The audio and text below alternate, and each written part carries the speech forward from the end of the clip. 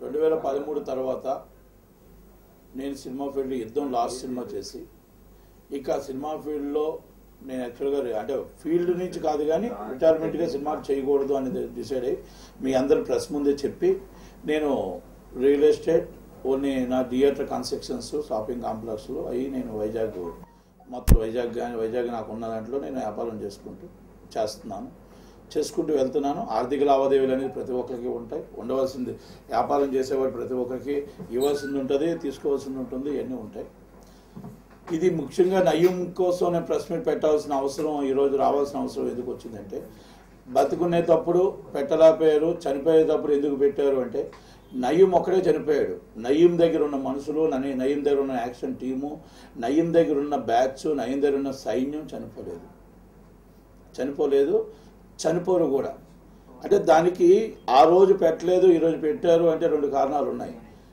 ఏ police వాళ్ళు case తీసుకున్నారు, ఏ CP case తీసుకున్నాడు, ఏ సలహాలు ఇచ్చారు, ఎవరు ఏం చేశారు, ఈరోజు నా థియేటర్ ఎందుకు లాక్కుంటే సిఐ ఏం చేశాడు, దగ్గరుండి సిఐ ఏం చేశాడు, ఏసీ డిఎస్పీ ఏం చేశాడు, అక్కడ మొత్తం టోటల్గా ఎస్ఐ ఏం చేశాడు అని చెప్పడం కోసం క్లియర్ కట్గా ఇలాగే సినిమా ఇండస్ట్రీలో ఉన్న లింకులు ఏంటి.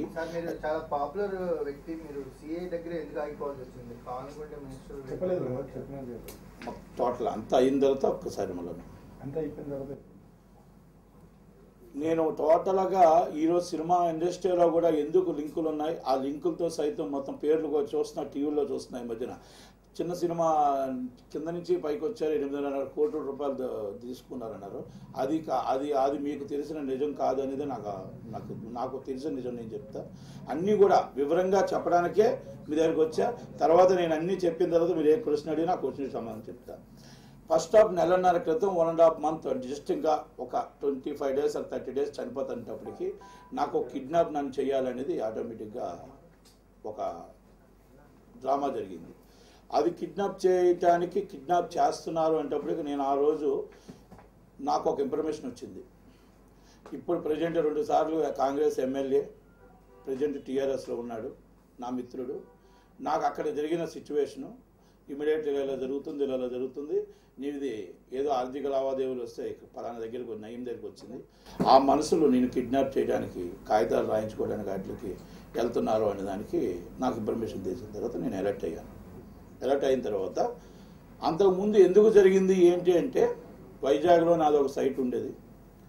ఒక సైట్ నేను కొంచెం బ్యాలెన్స్ ఉన్నాను, నేను ఆటోమేటిక్గా వాళ్ళకి నాకు రేట్ ఏదో కుదరలేనప్పుడు ఇక్కడే కూర్చున్నప్పుడే నాకు వాళ్ళకి రేట్ కుదిరితే నేను అన్నా మీ డబ్బుల కోసం కావాలంటే మీ సైట్ నేను కొంత ఇస్తానని చెప్పేసాను. రేటు కుదరలేదు. కుదురుతున్నప్పుడు వాళ్ళు ఏమన్నారంటే మీరు కాగితాలు ఇస్తే మాకు నయం మనుషులు ఉన్నారు, మీరు అక్కడ ఎంక్వైరీ చేసుకొని తీసుకుంటారు, మీరు ఎంక్వైరీ చేసుకుంటారు, మేము ఇమీడియట్ స్పాట్ పేమెంట్ ఇస్తాం, అది ఇది అని అన్నారు. ఒక రాష్ట్రానికి పెద్ద వ్యక్తి, ఒక బిగ్గెస్ట్ ఒక వర్గానికి నేత కూర్చున్నాడు అక్కడ. దేవుడు యేసుప్రభు నన్ను ఎందుకో కాపాడాడు, డాక్యుమెంట్స్ నా దగ్గర ఉన్నాయి, కాకపోతే రేపు మార్నింగ్ నాకు ఎప్పుడైతే రేపు మార్నింగ్ ఇస్తాను అని చెప్పి అప్పుడు దాకా నాకు ఈ విషయం చెప్పలేదు. జస్ట్ ఎప్పుడైతే ఉన్నారో మా మనుషులు ఉన్నారో అక్కడ ఇమీడియట్లీ ఎంక్వైరీ చేసుకొని మీకు రేపే మా బ్యాలెన్స్ తీసుకొని తగిన డబ్బులు ఇస్తామని ఎప్పుడైతే వచ్చిందో దాన్ని నేను అక్కడ ఖండించి నాకు అక్కడ లేదు, రేపు ఉదయం డాక్యుమెంట్స్ లాకర్లో ఉన్న ఇస్తానని చెప్పి అక్కడి నుంచి తప్పించుకోవడం జరిగింది. ఇవన్నీ జస్ట్ 1.5 month 2 months బిఫోర్ జరిగిన విషయాలే, అంటే ఇవన్నీ 2 months బిఫోర్ జరిగిన విషయాలే. అలాగే అక్కడ ఒక విషయం అయిపోయిన తర్వాత దాన్ని నేను జాగ్రత్తగా ఇవాళ రేపు అని తప్పించుకుంటూ మోస్ట్లీ కూడా మీరు ఈ మధ్యకాలంలో నన్ను ఇక్కడ కూడా చూసుంటారు. ఎందుకంటే నేను ఎటు వెళ్తున్నాను, ఏ టైంకి వెళ్తున్నాను, ఎక్కడికి వెళ్తున్నాను అని కూడా ఎవరికి ఇన్ఫర్మేషన్ ఇవ్వలేదు. ఇన్ఫర్మేషన్ ఇవ్వకుండానే మా ఆఫీసులో కూడా ఇన్ఫర్మేషన్ లేకుండానే నా ప్రయత్నం నేను ఎలాగో సేఫ్టీలో ఉండాలి. నేను సెక్యూరిటీ పెట్టుకోలేదు, నాకేం అవసరం లేదు.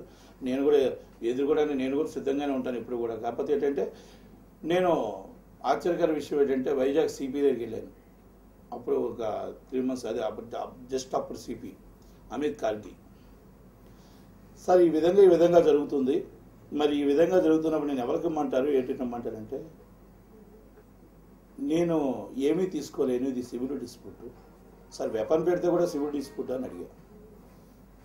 ఐ నో దట్, నేనేమీ చేయలేను, మీరు ఏదైనా ఉంటే సెటిల్మెంట్లు చేసుకోండి అని ఆయన సిపిఐ చెప్తే ఇక దానికి ఆన్సర్ ఎక్కడ ఉంటుందనేది ఒకటి. ఏసీపీ రమణమూర్తి అని, ఏసీపీ రమణమూర్తి విశాఖపట్నం మొన్నటిదాకా ఏసీపీగా చేశాడు. అంతకుముందు భువనగిరి సీఏ చేశాడు, మల్కాజ్గిరి చేశాడు, వైజాగ్ ఏసీపీ చేశాడు. మరి ఆ వ్యక్తి మరి ఈయనకి ఎంత దాకా చేశాడు, ఎంత దాకా ఉన్నాయనేది మరొకటి. అలాగే ఇప్పుడున్న అక్కడ ఉన్న పూతిర మల్లైపాలెం ఏసీపీ అవ్వచ్చు, మధు అవ్వచ్చు, ఇంకొకరు అవ్వచ్చు, ఇంకొకరు అవ్వచ్చు అని పేర్లు డైరెక్ట్గా చెప్తున్నాను. ధైర్యం ఉంటే అది ఎంక్వైరీ చేసుకోమనండి. అది వాస్తవమా కాదా, విశాఖపట్నంలో దందాలు జరిగాయా లేదని తేలుతుంది ఒకటి. అలాగా ఎందుకు మరి దాన్ని డిపార్ట్మెంటే వాళ్ళకి సపోర్ట్ చేసేది, ఇంకెవరి దగ్గరికి వెళ్ళి చెప్పుకోవాలి? ఒక రాష్ట్ర మంత్రులే వాళ్ళకి సపోర్ట్ చేస్తుంటే ఇంకెవరి దగ్గరికి వెళ్ళి చెప్పుకోవాలి? ఇంకెవరి దగ్గరికి వెళ్ళి మనం చెప్పుకోవాల్సిన పరిస్థితి ఏర్పడుతుంది. నా థియేటరు చాలామందికి తెలియని కోణం. చాలామంది ఏమనుకుంటున్నారంటే ఓన్లీ రియల్ ఎస్టేట్ దంద చేస్తున్నాడు, ఇది చేస్తున్నాడు. విజయవాడ నుంచి అప్ టు ఉత్తరాంధ్ర దాకా ఏ క్యాంటీన్లు అయితే ఉన్నాయో, ఏ థియేటర్స్ అయితే ఈరోజు కన్స్ట్రక్షన్స్ చేస్తున్నారో, టోటల్ మనీ ఈజ్ నయంది. ఒక వ్యక్తి జగ్గిరెడ్డి అనే వ్యక్తి ఉత్తరాంధ్రలో మొత్తం టోటల్ థియేటర్స్ అన్ని మీకు 3 monthsలో కన్స్ట్రక్షన్ చేస్తాడు. డైలీ ఒక్కొక్క క్యాంటీన్కి 50,000 నుంచి ₹1,00,000 కలెక్షన్ వస్తుంది. అది క్యాష్ రూపంగానే వెళ్తుంది. అలా మీకు ఉత్తరాంధ్రలో ఇంచుమించు దాదాపు మీకు ఉత్తరాంధ్ర, ఈస్ట్ గోదావరి, వెస్ట్ గోదావరి, కృష్ణా జిల్లాలో రోజుకి నాకు తెలిసి 4 కోట్ల 5 కోట్ల రూపాయలు క్యాష్ వెళ్తుంది.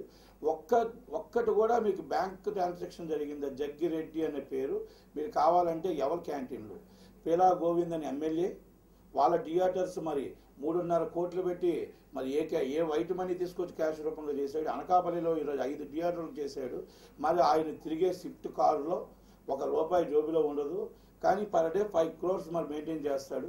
మరి ఆ వ్యక్తి మరి ఎలా మెయింటైన్ చేస్తున్నాడు, ఆయన వెనకాల ఎంతమంది బ్యాక్గ్రౌండ్ ఉంది, మరి ఎవరి బ్యాక్గ్రౌండ్ ఉంది? ఈరోజు నా థియేటర్ కూడా తీసుకొని 25 లక్షల రూపాయలు ఇచ్చి ఒక ఫోన్ కాల్ వదిలేస్తావా వదిలివా, నేను ₹1 కోటి 12 సంవత్సరాలు నాకు రిజిస్ట్రేషన్ చేయడు.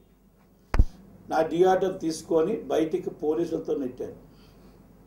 ఇందాక సోదరుడు అడిగాడు, ఎస్ఐ నన్ను వెపన్ పెట్టి బెదిరించాడు. సిఐ చంద్రశేఖర్ నర్సన్నపేట, డిఎస్పీ దగ్గరికి వెళ్ళా, న్యాయం జరగకపోతే ఎస్పీ దగ్గరికి వెళ్ళా. ఎస్పీ దగ్గరికి వెళ్తే కూర్చొని కూడా లెగలేదు. ఏదో డిస్ప్యూట్స్, సివిల్ డిస్ప్యూట్ ఉంటుంది కదా, ఏమైనా ఉంటే అచ్చెన్నాయుడు ఫ్లైట్లో కనబడితే అచ్చెన్నాయుడు చెప్పాను, డిస్ప్యూట్ ఉంటే ఏదో ఉంటే మీరు సెటిల్ చేసుకోండమ్మా. ఆఖరికి 25 లక్షల రూపాయలు ఇచ్చారు. నా 12 సంవత్సరాలు లీజు థియేటర్కి 25 నరసన్నపేట థియేటర్ వెంకటేశ్వర మహాల్. ఒక సిఏ, ఒక ఎస్ఐ, ఒక డిఎస్పి. ఎస్పీ దగ్గరికి వెళ్తే కూడా ఏమీ చేయలేమని చెప్పాను నేను. సార్ ఇలాగే బెదిరించి ఏమీ చేయలేమని చెప్పారు. ఎస్పీ దగ్గరికి వెళ్ళలేదని కదా, ఎస్పీ దగ్గరికి వెళ్ళాం. ప్రెస్ మీట్ పెట్టవచ్చు కదా అని ఆ రోజే చెప్పొచ్చు. ఏం ప్రెస్ మీట్ పెడతాం? ప్రెస్ మీట్ పెట్టి పరిస్థితికి వస్తే ప్రెస్ మీట్ పెడితే ప్రెస్ వాళ్ళు వేసే పరిస్థితుల్లో లేరు, ప్రెస్ వాళ్ళు వేసే పరిస్థితుల్లో కూడా లేరు. ప్రెస్ మీట్ పెడితే ప్రెస్ మీట్ వేసే పరిస్థితుల్లో ఆ రోజు ఉన్నారు అని ఒక్కళ్ళు నాకు చెప్పమనంటే నేను పెడతాను. ఎవరినండి? నయీం మనుషులండి. నయీం ఇప్పుడు ఫోన్లో డైరెక్ట్ గా, ఫోన్లో తప్ప. నయీం ఫోన్ మనుషులు అజీజ్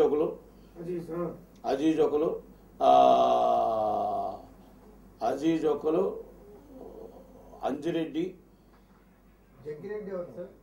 జగ్గిరెడ్డి అన్న ఆయన మొత్తం డైరెక్ట్ మొత్తం విశాఖపట్నం, మొత్తం ఈస్ట్ గోదావరి, ఎన్ని క్యాంటీన్లు, థియేటర్లు, రీమోడల్స్ అన్నీ చేస్తున్నది. మొత్తం టోటల్ మనీ తీస్తుంది. రోజు మనీ కలెక్ట్ చేసి వస్తుంది జగ్గిరెడ్డి. నయీం మనిషే ఆయన, నయీం మనిషే. అదే అడుగుతున్నాను, నయీం మనిషే. రోజుకి వచ్చిన కోట్ల రూపాయలకి అకౌంట్స్ ఉండాలి కదా. ఈరోజు నేను ఒకటి విశాఖపట్నంలో మీకు నెట్వర్క్ ఉంది కదా, ఏ క్యాంటీను ఎవరిది ఇవ్వకపోతే ఏం జరుగుతుంది? ఇవ్వకపోతే ఏముండదు. క్యాంటీన్ కానీ థియేటర్ కానీ అక్కడ ఇవ్వకపోతే ఒక ఫోన్ కాల్ వస్తుంది, రెండో రోజు ఇస్తున్నారు. ఏ రెంట్ ఇస్తున్నారు, ఏంటి ఇచ్చేస్తున్నారు. ఇప్పుడు నాది ఉంది ఒక థియేటర్, వాళ్ళ 3 థియేటర్లు వాళ్ళ వైపు ఉన్నాయి. అక్కడ నర్సన్నపేటలో 3 థియేటర్లు ఆ మనిషి ఉండి నా ఒక్క థియేటర్ లాక్కున్నప్పుడు 4 థియేటర్లు అయ్యాయి వాళ్ళకి. ఇలా మెయింటైన్ చేస్తున్న ఈ జగ్గిరెడ్డిని ఎవరో ఏం చేయలేకపోతున్నారు. ఒక స్విఫ్ట్ కార్లో తిరుగుతాడు, ఆయన అకౌంట్లో 10,000 15,000 అకౌంట్లో క్యాష్ ఉంటుంది అంతే. క్యాష్ మొత్తం టోటల్ విశాఖపట్నంలో థియేటర్లే కదా, కాకినాడ, రాజమండ్రి, రామచంద్రపురం, సాలూరు, అప్ టు ఇచ్చాపురం. ఇది ఒకటి దంద కాకుండా ఒరిస్సా దాకా ఉంది, ఒరిస్సా దాకా ఉంది. ఇక చాలా విషయాలు ఉన్నాయి. నాట్ ఓన్లీ ఒక స్మాల్ ఇష్యూసే కాదు. నేను దీనికి పెట్టడానికి, నేను చావడానికి సిద్ధంగా ఉన్నాను, దేనికైనా సిద్ధంగా ఉన్నాను. దేనికి నేనే భయపడుతూ దీనికోసం పెట్టలేదు, ఏ రోజు భయపడలేదు కూడా, భయపడను కూడా. నన్ను బెదిరించేటప్పుడు కూడా నేను ఒకటే చెప్పా, నేను ఇప్పుడు అంటే నిశ్చయిస్తాను అంటే స్థితి ఏం పరిస్థితి అంటే, మీరు ఆ రోజు ఎందుకు మీరు చెప్పలేకపోయారు, ఎందుకు చెప్పాను. చెప్తే పట్టించుకునే ఉంటేనే కదా. ఏసీబీ రామమూర్తి దగ్గరికి వెళ్ళాను, నీకు 20 లక్షలు క్యాష్ ఇప్పించమంటావా అని అడిగాడు నన్ను. నువ్వు వద్దు బ్రాస్, కేసులు వద్దు, క్యాష్ ఇప్పించమంటావా, క్యాష్ ఇప్పించమంటావా అని అడిగాడు. ఇంకెవరి దగ్గరికి వెళ్ళాలి? సిపి కంటే ఇంకెవరైనా పెద్దవాళ్ళు ఉన్నారా? బయటకి ఐజీ దగ్గరికి వెళ్తే రానివ్వరు, డీజీపీ దగ్గరికి వెళ్తే రానివ్వరు. ఒక మినిస్టర్ అయితే ఇంట్లో ఉంటారు. అచ్చెన్నాయుడికి చెప్తే అచ్చెన్నాయుడు వచ్చి ఏదో కూర్చొని సెటిల్ చేసుకోండి అని చెప్తే ఫ్లైట్లో నేనేం మాట్లాడాలి?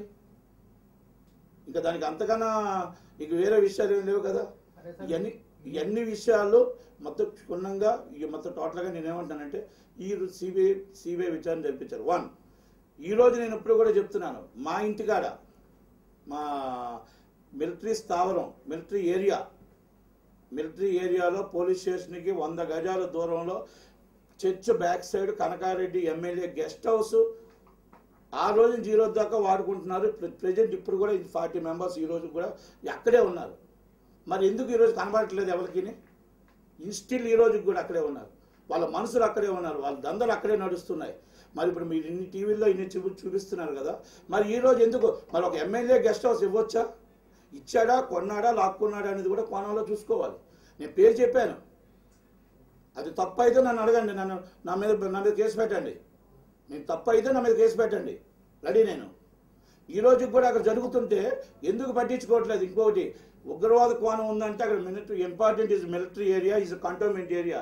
ఒక చర్చ్ బ్యాక్ సైడ్ అంటే మొత్తం టోటల్స్గా మిలిటరీ హెవీ స్ట్రిక్ట్. రోజుకి 40 మెంబర్స్. మీరు మీ ఛానల్స్ ఇప్పుడు ఇక్కడ ఉంటుండగానే పంపించండి.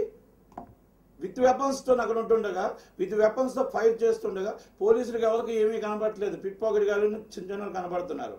గవర్నమెంట్ ఏం చేస్తుంది? ఇప్పుడు జరుగుతున్న దానికి అక్కడ ఎవరి సపోర్ట్ ఉంటుంది, ఏ సపోర్ట్ ఉంటుంది? ఇక సామాన్య వ్యక్తి ఏం వెళ్ళగలుగుతాడు చెప్పండి? ఒక సామాన్య వ్యక్తి ఏం వెళ్ళగలుగుతాడు? ఇప్పుడు నేను కూడా సగమే చెప్పగలుగుతున్నాను, కొన్ని చెప్పలేను, ఇంకా కొన్ని చెప్పలేని పరిస్థితి, చెప్పలేము కూడా, చెప్పలేని పరిస్థితుల్లో నేను కూడా ఉన్నాను. నేనేమి పూర్తిగా నిజం చెప్తున్నానని చెప్పట్లేదు, ఇంకా నిజం చెప్పలేను. నిజాలు మీరు చెప్పాలి అంటే నిజాలు ఎవరు చెప్పలేము, నిజాలు ఎవరు వేయలేరు, నిజాలు చెప్పలేము కూడా. కాకపోతే ఏంటంటే ఒక మనిషి చచ్చిపోయాడు అనుకుంటున్నారు. నయీం చనిపోయాడుగా, నయీం ఆశయాలు, నయీం ఇక యాక్టివిటీస్ చచ్చిపోవు, ఇంకా పుట్టారు, ఇంకా ఉన్నారు.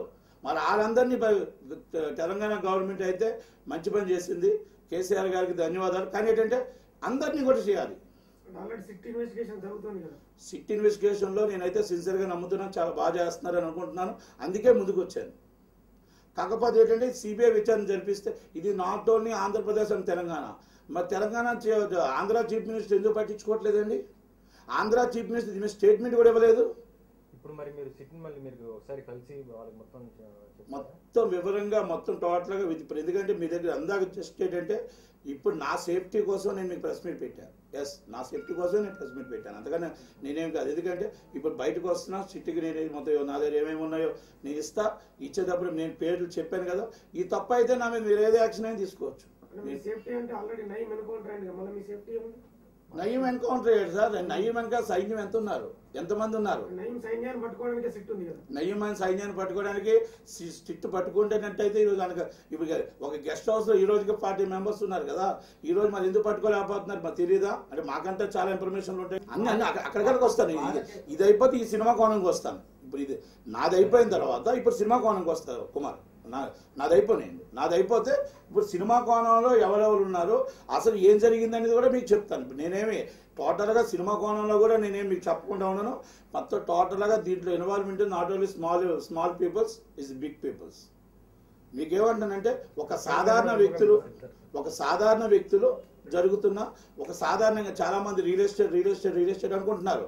రియల్ ఎస్టేట్ కాదు, రోజుకి కోట్ల రూపాయల క్యాష్ వేరే విధంగా వెళ్తుంది.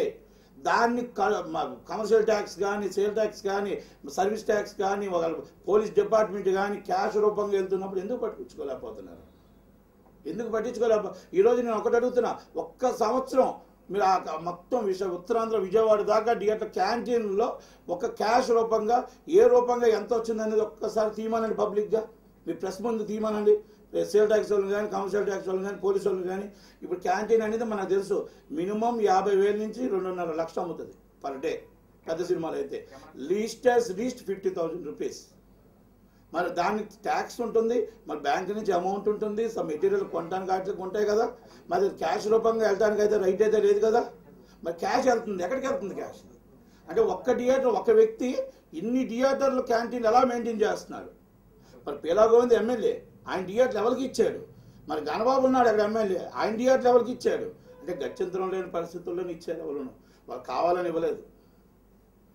ఒక థియేటర్ 3 థియేటర్లు వాళ్ళకు ఉన్నాయి. ఒక థియేటర్ నా థియేటర్ ఒకటే, నేను యాంటీ, నా థియేటర్ లాక్కున్నారు. అంటే లాక్కున్నానంటే ఇక గత్యంతరమైన పరిస్థితి. చెప్పే కదా, ఎస్పీ దగ్గరికి కూడా వెళ్తే ఏమీ చేయలేనని చేతులు ఎత్తేసాడు. ఇది సివిల్ డిస్ప్యూట్ అన్నాడు. వెపన్ పెడితే సివిల్ డిస్ప్యూట్ అంటే మరి నేను ఎక్కడా చూడలేదు డిపార్ట్మెంట్ నేను చూడలేదు.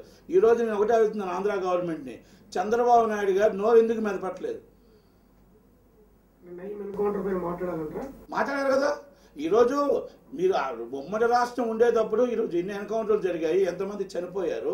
ఆ రోజు చీఫ్ మినిస్టర్గా ఆయనే ఉన్నాడు. మరి అంత జరిగేటప్పుడు ఈరోజు ఒక్క విషయం, నయీం ఎన్కౌంటర్ మీద విచారణ జరిపిస్తాను, ఇక్కడ విచారణ చేశారు, స్ట్రిక్ట్ చేశారు, అక్కడ విచారణ జరిపిస్తాను, వాళ్ళ మనుషులు ఎంతమంది ఉన్నారు, విశాఖపట్నం స్మార్ట్ సిటీలో ఎంతమంది ఉన్నారు, మా పోతురమల్లిపాలెంలో మొత్తం ఒక పెద్ద రౌడీ స్టేటర్లు ఎంతమంది ఆయన చేతులు అనుచరులు ఉన్నారు, ఎంతమంది ఉన్నారు, వాళ్ళందరూ ఎందుకు, మరి వాళ్ళందరినీ ఎందుకు చేయలేకపోతున్నాం, సిపికి ఎందుకు ఆదేశాలు ఇవ్వలేకపోతున్నాం అని చీఫ్ మినిస్టర్ ఇస్తేనే కదా ఎవరికైనా ధైర్యం వస్తుంది. ఆల్రెడీ వన్ సైడ్ ఇన్వెస్టిగేషన్ జరుగుతున్నప్పుడు ఇంకో సైడ్ జరగదు. 2 సార్లు జరుగుతుందండి. 2 స్టేట్లు మొత్తం టోటల్ గా 4 ఎన్కౌంటర్. ఎన్కౌంటర్ జరుగుతున్న దాని మీద నేను అడగట్లేదు. ఎన్కౌంటర్ జరిగిన మీద స్ట్రిక్ట్ ఇన్వెస్టిగేషన్ చేస్తుంది. ఆ స్టేట్ గవర్నమెంట్లో ఏమేమి ల్యాండ్లు, ఎక్కడెక్కడ గవర్నమెంట్కి నష్టం వచ్చింది, ఎక్కడెక్కడ దందలు జరిగాయి, ఎక్కడెక్కడ ఏం జరిగింది, అసలు ఏ పోలీసులు ఇన్వాల్వ్మెంట్ ఉన్నారు, ఏం జరుగుతుంది అనేది ఇన్ఫర్మేషన్ అనేది 100% విచారణ జరిపించాల్సిన బాధ్యత ఆంధ్రప్రదేశ్ గవర్నమెంట్కి లేదా? ఎన్కౌంటర్ మీద విచారణ ఏది భవన్గిరి సీఏ చేశాడంటే మరి ఆయన దీంతో ఉన్నదే కదా. చాలా మంది అంటే నాకు తెలిసిన నేను చెప్పాను, నా దగ్గరికి ఇన్వాల్వ్మెంట్ ఉన్నదే నేను చెప్తాను. నాకు వేరే తెలియని ఇప్పుడు మా సినిమా ఫీల్డ్ ఉందండి, మా సినిమా ఫీల్డ్ కోణం దాకానే నేను చెప్తున్నాను. నాకు వేరే విషయాల కోసం నేను ఎందుకంటే అనదరగా నేను నాకే సరిపోతుంది టైం కాబట్టి ఇంకోటి నేను తీసుకోను. కనుక దాని మీద నేను ఇన్వెస్టిగేషన్ చంద్రబాబు నాయుడు గారు ఎందుకు చేయరని అడుగుతున్నాను. నా డిమాండ్ అది. నేను ఎందుకు చేయను, చంద్రబాబు నాయుడు గారు విచారణ జరిపించారు కదా. ఇప్పుడు విచారణ జరిపించాను ఎందుకున్నానంటే ఈరోజు ఇక్కడ సినిమా ఫీల్డ్లో ఇప్పుడు ఇంకొక విషయం ఇక్కడి నుంచి వచ్చాడు పైకి అంటారు. బండ్ల గణేష్ అనేవాడు డబ్బులు తీసుకోలేదు, డబ్బులు ఇవ్వలేదండి. బండ్ల గణేష్ అనేవాడు సచిన్ దగ్గర 20 కోట్ల రూపాయలు అప్పు చేశాడు. సచిన్ జోషి దగ్గర అప్పు చేశాడు. బొంబాయి లింక్స్, ఆ బొంబాయి లింక్స్ సచిన్ జోషి అనేవాడు నయీం చెప్పాడు. నయీం ఈ డబ్బులు వసూలు చేశాడు. ఇది వాస్తవం, అది అవాస్తవం. ఇది వాస్తవం. సచిన్ జోషి దగ్గర డబ్బులు తీసుకున్నాడు బండ్ల గణేష్. నయీం సచిన్ జోషికి ఇచ్చాడా ఇవ్వలేదా అనేది అది నాకు తెలియదు. కానీ బై నయీం అని కోర్టులో కేసు కూడా నడుస్తుంది. సచిన్ జోషి సంబంధాలు ఉండడమే సచిన్ జోషి వల్ల బండ్ల గణేష్కి వచ్చింది. ఈరోజు బండ్ల గణేష్ ఇప్పుడు మీకు నయీం అనే వ్యక్తి ఫైనాన్స్ రూపంలో సినిమా ఫీల్డ్లో తిరుగుతున్నదే తప్ప ఆయన ఎవరి దగ్గర డిమాండ్ చేయలేదు. ఆయనకి అమ్మాయిని ఎవరు సప్లై చేస్తున్నారో, ఆయనకు కావాల్సిన ఏం కావాలో అవి ఇక్కడ చేసుకుంటున్నారు. అది ఆయన ఇక్కడ ఎక్కడ వాడుకోవాలి అక్కడ వాడుకున్నాడు మనుషుల్ని. అన్ని దిక్కలా డబ్బులు డిమాండ్, సినిమా ఫీల్డ్లో డబ్బులు డిమాండ్ చేస్తే డబ్బులు ఇచ్చేవాళ్ళు అందరూ ముష్టిలో డబ్బులు ఇచ్చేవాళ్ళు ఎవరు లేరండి ఇక్కడ. అందరూ డబ్బులు ఇచ్చేవారు, మీకు కూడా తెలుసు, నేనేం చెప్పాల్సిన అవసరం లేదు. వాళ్ళు డబ్బులు డిమాండ్ చేస్తే డబ్బులు ఇచ్చేంత దానకర్ణులు లేరు, ఇంకోటి కూడా లేరు. అన్న నన్ను చంపేస్తావా, నన్ను చంపి నా దగ్గర డబ్బు లేదంటారు. ఎందుకంటే ఉదయం తగ్గిస్తే ఈలే ₹1,00,000 పొద్దుటూరుకు అప్పుకి వెళ్తారు, 2 లక్షలు అప్పుకి వెళ్తారు. అక్కడ ఎవరిని నయ్యం ఎలాగ ఉపయోగించుకోవాలో ఇక్కడ సినిమా ఫీల్డ్. ఎస్, ఇక్కడ ఆయనకి కావాల్సింది ఏంటి, లేడీస్. ఎవరిని పట్టుకుంటూ అవుతుంది పని. ఆ పని చేసుకున్నాడు, ఆ పని చేసుకుంటున్నాడు, పని మొదలు పెట్టుకున్నాడు. ఆ పని మొదలు పెట్టుకున్న దాంట్లో ఇప్పుడు దాంట్లో కొంతమంది ఉన్నారు, కొంతమంది వ్యాపారం చేశాడు. ఆల్రెడీ సి కళ్యాణ్ ఉన్నాడు. సి కళ్యాణ్ అన్ని అందరికీ తెలిసిన విషయమే. అశోక్ కుమార్ విశాఖపట్నం ల్యాండ్లో కొంటున్నాడు. ఎక్కడి నుంచి తీసుకొచ్చి ఎలాగలకు కొన్నాడండి? ఈరోజు మరి ఇప్పుడు అందరు మొత్తం టోటల్గా అక్కడ మినిస్టర్ ఉన్నాడు అశోక్ కుమార్ చాలా అందంగా కనబడతాడు బయటికి. ఈరోజు బొరగోలు శివరామకృష్ణ సైట్ ఉంది మన కావురీల్స్ దాంట్లో. ఆ సైట్కి మనుషులు మొన్నటిదాకా కాపలా ఇవ్వాలండి, నయ్యం మనుషులు కాదా? డిస్ప్యూట్ సైట్ అందరికీ తెలిసిన విషయమే. లాస్ట్ టైం సిబిసిఐడి కూడా ఎంక్వైరీ చేసింది. కానీ అన్ని ఎంక్వైరీ చేసి ఆ రోజు కంప్లైంట్ ఇస్తే ప్రూవ్ అయిన తర్వాత కూడా నేను ఏ పరిస్థితుల్లో నేను పోలీసు వాళ్ళు నా తప్పు చేశారని చెప్పించుకోవాల్సిన పరిస్థితి ఏ పరిస్థితుల్లో కోర్టుకు వచ్చిందో కూడా అది అందరికీ తెలిసిన విషయమే. కొన్ని చెప్పలేని నిజాలు ఉన్నాయి. చెప్పాం, ఇది ప్రూవ్ చేశాం. ఆ రోజు డీజీ కృష్ణప్రసాద్ గారి సైడ్లో ప్రూవ్ చేశాను. ఆ రోజు భాను మీద నేను కేసు పెట్టలేదు, ఓన్లీ కళ్యాణ్కి విషయం మీదే పెట్టాను. కాకపోతే నన్ను అక్కడ కళ్యాణ్ భాను కేసులో నన్ను ఇరికిచ్చారు. డీజీ గారు నన్ను ఇరికిచ్చారు. భాను కేసు నాకు సంబంధం లేదు. ఓన్లీ నేను కళ్యాణ్ విషయంలో ఈ దందాలు చేస్తున్నాడు, ఎంక్వైరీ చేయండి, ఇలా చేస్తున్నాడు, ఈ విధంగా చేస్తున్నాడు, ఇల్లీగల్ కాంట్రాక్ట్స్ చేస్తున్నాడు, ఈ విధంగా చేయండి అని మేము చెబితే దాన్ని తీసుకొచ్చి ఈరోజు మొత్తం ఇంకో విధంగా తీసుకొచ్చి ఇంకొక విధంగా పెట్టారు దాన్ని. ఇప్పుడు మనుషుల్ని ఇప్పుడు నేను చెప్పాను, ఇప్పుడు నేను చెప్తుంది ఇది. నాకు ఇవి అడిగితే నేను చెప్పగలుగుతాను, కానీ ఎక్కడెక్కడ దొరికితే నేను అలా ఇప్పుడు చెప్పిన వ్యక్తులు వాళ్ళకి అవసరాలు అయ్యాయి. ఇంకా ముగ్గురే సార్ ఇండస్ట్రీలో అంతా నీచానికి దిగజారిన వాళ్ళు ఎవరు లేరు సార్. ఇంకా ఉన్నారు అశోక్ కుమార్, సి కళ్యాణ్, బండ్ల గణేష్. ఇవి ఇంకా అంతగా ఇంకెవరైనా ఉన్నారో నాకు తెలియదు. సినిమా ఫీల్డ్ ఫైనాన్స్ చాలా మంది వాళ్ళకి కూడా ఇచ్చాడు. కాకపోతే ఏంటంటే ఒకటి మాత్రం చెప్తున్నాను సార్, దయచేసి అరవింద్ గారిని చూసి నేర్చుకోవాలి అందరూ.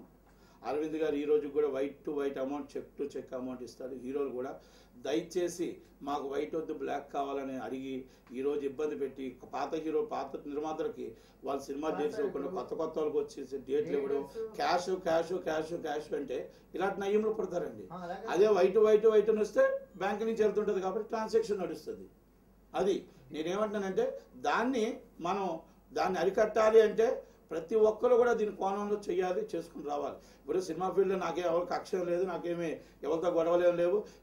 వన్ సపోర్ట్ ఆల్రెడీ నేను 2013 సినిమాలు ఆపాను. ప్లస్ నేను కన్స్ట్రక్షన్ సైడ్ చేసుకున్నాను. మళ్ళీ నేను సినిమా ఫీల్డ్లో ఉన్నాను. సినిమా ఫీల్డ్లో లేకపోయింది, సినిమా ఫీల్డ్లో మళ్ళీ సినిమా చేస్తా. ఇప్పుడు నేను డిస్ట్రిబ్యూషన్ చేసుకోవచ్చు. ఇప్పుడు మొన్నటిదాకా డిస్ట్రిబ్యూషన్ చేశాను. ప్రతిదానికి ఉంటుంది. ఇప్పుడు కూడా నాకు కూడా అటాక్ చేయడానికో లేకపోతే ఇంకోటి చేయడానికో నయ్యం నాకేం చుట్టం కాదు, బంధువు కాదు, లేకపోతే నాకేం శత్రువు కాదు. ఎవరు ఒకరి దగ్గర నాకు ఆర్థిక లావాదేవీలు జరిగాయి. ఆర్థిక లావాదేవీలు జరిగేటప్పుడు ఆర్థిక లావాదేవీల్లో నాకు డబ్బు లేదు, నేను సైట్ ఇస్తాను అన్నాను. ఆ సైట్ ఇస్తాను అనేటప్పుడు ఆటోమేటిక్గా ఏదో చిన్న డిస్కషన్ జరిగేటప్పుడు నాకు సైట్ చెప్పు, పలానా వాళ్ళు ఉన్నారని నా పేరు చెప్పారు. పేరు చెప్తేప్పుడు నేను వెనకాడు వేసాను. అవన్నీ కూడా మీకు ఇంకొక 2 రోజులు 3 రోజుల్లో పేర్లు కూడా మీకు నేను అన్ని కూడా డీటెయిల్స్ ఇస్తా. ఎందుకంటే అవి పేర్లు ఇప్పుడు చాలా పెద్ద పేర్లు, అందుకని మీకు ఇవ్వదలుచుకోలేదు. అవి ఇస్తా. ఇదేం చిన్నది విషయం కాదు, నాట్ ఓన్లీ స్మాల్ ఇష్యూ. ఒక నయ్యం చనిపోయాడు. ఇప్పుడు నయ్యం వెనక సైన్యం చనిపోలేదండి. నయ్యం ఇప్పుడు నయ్యంని 2 నెలల క్రితం ఒక మనిషిని నేను నా కారులో క్యాన్సర్ హాస్పిటల్ దగ్గర నేనే దింపాను. ఒక వ్యక్తిని ఎవరికైతే నేను ఆర్థిక లావాదేవీలో ఆయన వచ్చాడు, ఆయన కారులో ఎక్కించుకుని వెళ్ళాడు. రోడ్డు మీద తిరిగారు, అందరూ మన కళ్ళ ముందే తిరిగారు. కానీ ఆయన దొంగతనంగా తిరగలేదే.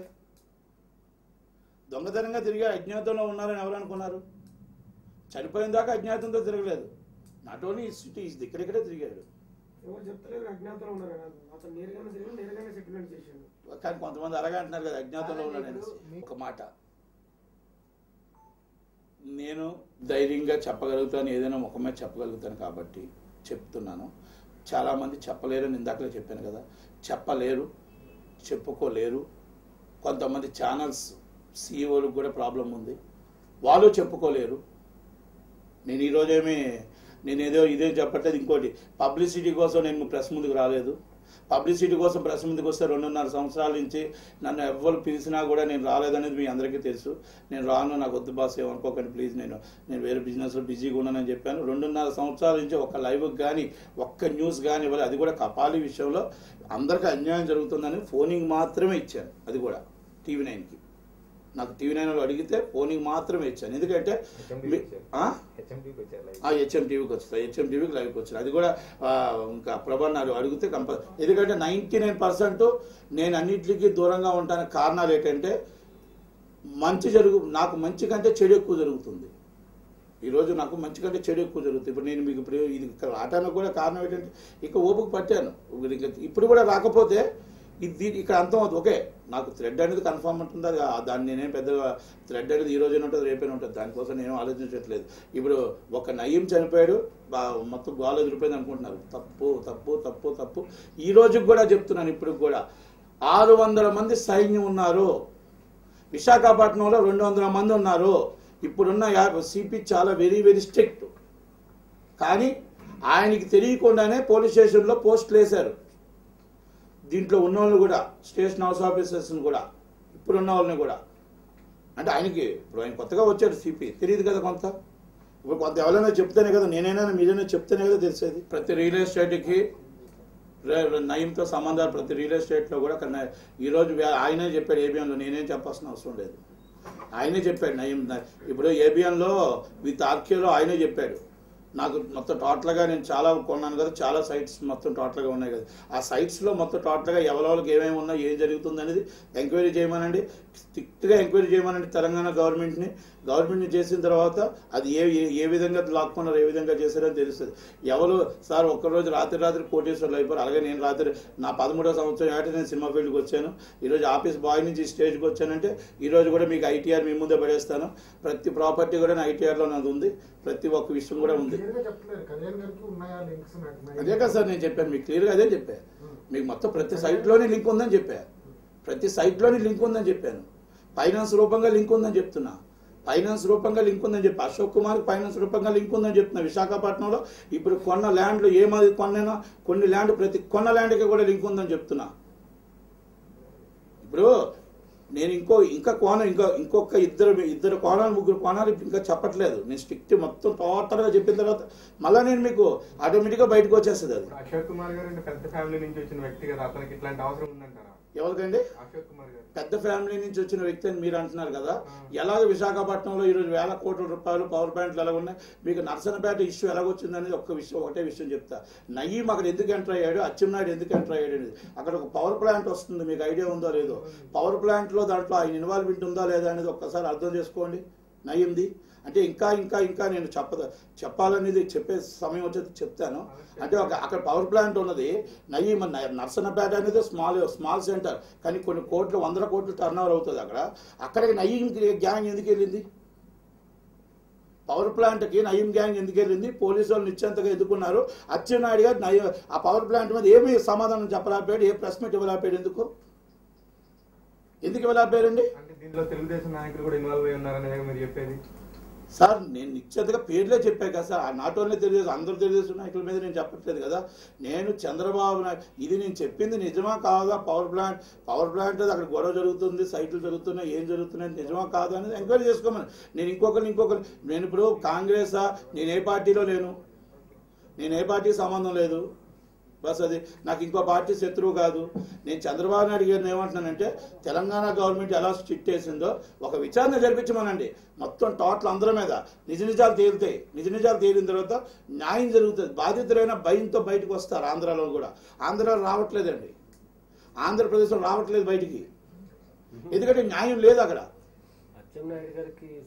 డైరెక్ట్గా పైజెడ్లో కూర్చొని పక్క సీట్లో కూర్చొని, అన్న ఈ 10 కోట్ల చెక్కులో నీకు ప్రాబ్లం, నీ సంబంధం ఉంది, నీ కాల్స్, నీకు డిఎస్పీ వరుస హోమ్ మినిస్టర్కి వెళ్ళాయి, నీ కాల్స్ వరుస హోమ్ మినిస్టర్కి వెళ్ళి అక్కడ కేసులోంచి పేర్లు తప్పించావు, ఇదిగో పలానా మేము ఏమైనా ముద్ద తప్పించావు, పలానా తప్పించావు, ఇది కరెక్ట్, నాకు సంబంధం లేదన్నాడు.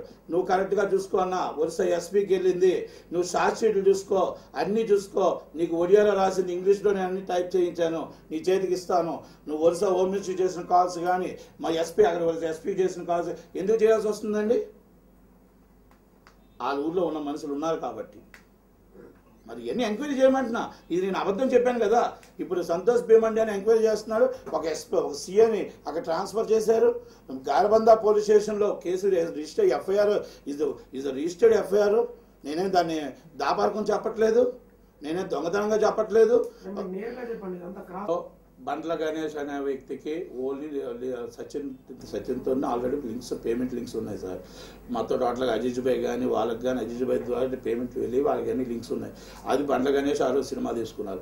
బండ్ల గణేష్ బయటికి పోవడం బస్తా బినామీ అనుకుంటూ ఓన్లీ బయటికి పేరు చెప్పారు తప్ప బస్సాకి ఇదే ఒక గంటకి బస్సాకి ఈయనకి సంబంధం ఒక సినిమాకి ఏదో ఆయన సినిమా ఉన్నాడు. తర్వాత సినిమాకి బాబు నీ ఎవరితో నాకు కుదర బాబు అని చెప్పేసి ఆయన వెళ్ళిపోయాడు. అంతే తప్ప 100% తర్వాత పేరు ఉపయోగించుకొని తర్వాత దాన్ని ఎలాగెలా చేశాడనేది ఈ డబ్బులు అమౌంట్ తీసుకొని అంటే దీని హీరోలు కూడా ఆల్రెడీ బండ్ల గణేష్ చాలా మందికి బినామీ అనే ఆరోపణలు ఉన్నాయి కదా, మీరు క్లీన్ చిట్ ఇస్తున్నారు.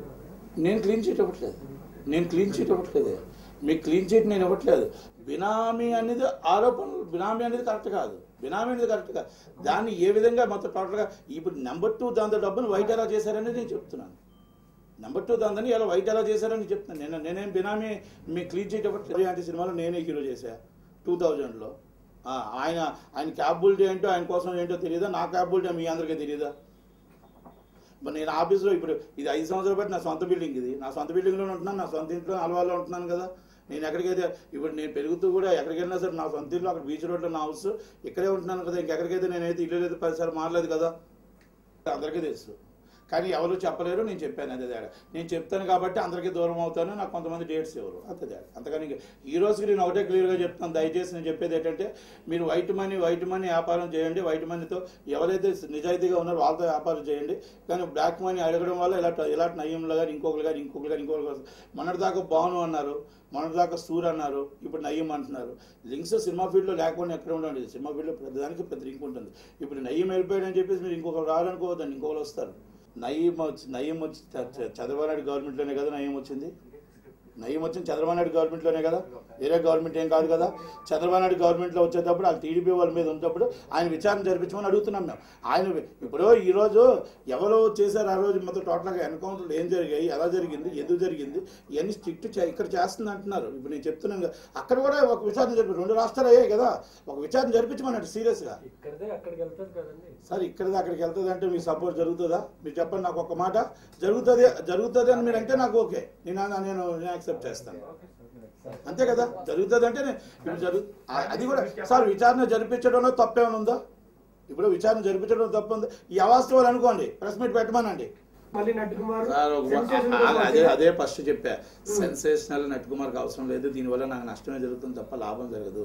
సూర్య మర్డర్ తర్వాత నేను జరిగింది ప్రూవ్ అయిందా లేదా అనేది with statement CBCID with proofs ఎంక్వైరీలో యాజ్ పర్ఫెక్ట్ ఎంక్వైరీ నట్కుమార్ ఇచ్చిన కంప్లైంట్ పర్ఫెక్ట్ అనేది తేలిందా లేదా అనేది చూడండి. దాంట్లో మరి ఎందుకు నన్ను చేత విత్డ్రా చేయించారు అనేది కూడా దాన్ని కూడా ఎంక్వైరీ చేయండి. మీరు ఆ రోజు సెన్సేషనల్ అన్నారు కదా, మరి సెన్సేషనల్ అంటే అబద్ధాలు చూసి ఉండాలి కదా. అబద్ధం చూసి ఉండి మరి దాంట్లో మరి ఇది కళ్యాణ్ తప్పు చేయలేదు, కరెక్ట్గా చాలా మంచివాడు అని చెప్పి క్లీన్ చిట్ ఇవ్వాలి కదా. ఆయన ఆల్రెడీ చిల్లర కళ్యాణ్, ఆయన అన్నీ ఉన్నాయి. దానికోసం ఆయన కోసం నేను పెద్దగా చెప్పాల్సినంత అవసరం లేదు. ఇప్పుడు ఈయన కోసం ఇప్పుడు ఇండస్ట్రీ ఇష్యూ కోసం వస్తేప్పుడు ఆ పేరు చెప్పాల్సి వచ్చింది. లేకపోతే ఆ పేరు చెప్పడం కూడా నాకు చాంబర్ అధ్యక్షుడు, సౌత్ ఇండియన్ చాంబర్ దేశ అధ్యక్షుడు కూడా అవుతాడు. మీకు అమెరికా అధ్యక్షుడు అయినా ఆశ్చర్యపోయిన లేదు. మీకు ఇలాంటివి చేస్తేనే అధ్యక్షులు అవుతారు, ఇలాంటివి చేయకపోతే ఏమవ్వరు. అంతే తేడా. సిన్సియారిటీకి ఇప్పుడు అది కాదు, సిన్సియారిటీకి గెలుస్తారా? సిన్సియర్గా ఉన్నారు ఎవరో గెలరు ఎలక్షన్లో. అది సిన్సియర్గా లోక్సత్తా ఉంది, లోక్సత్తా ఓట్లు ఎన్ని వస్తాయి మనకు తెలుసు. సిన్సియర్గా ఉన్న వాళ్ళకి ఏమైనా వస్తాయి మనకు తెలుసు. అంటే ఫ్రాంక్గా మాట్లాడుతున్నాను. అవన్నీ అధ్యక్షుడిగా ఉన్నాడు, చాంబర్ అధ్యక్షుడిగా ఉన్నాడు అని చెప్పేసి దానికి ఇది మామూలు ఇండైరెక్ట్ ఎలక్షన్. 48 మందిలో 18 మందితో 19 మందితో ఆయన గెలిచాడు, 6గురితో కిరణ్ ఓడిపోయాడు. అంతే తేడా. అదే కిరణ్ సిన్సియర్గా ఉన్నాడు కాబట్టి ఓడిపోయాడు, ఈయన గెలిచాడు. అంతే తేడా. అది మమ్మల్ని చూడాలనుకుంటే మామూలు పిలిచి చూపించుకోవచ్చు కదా. మిమ్మల్ని తీసి చూడాలనుకుంటే అది కాదు, మిమ్మల్ని చూడాలనుకుంటే ఇంకో 15 రోజుల్లో ఎలాగా సినిమా స్టార్ట్ చేస్తాను, వచ్చి చూస్తాను.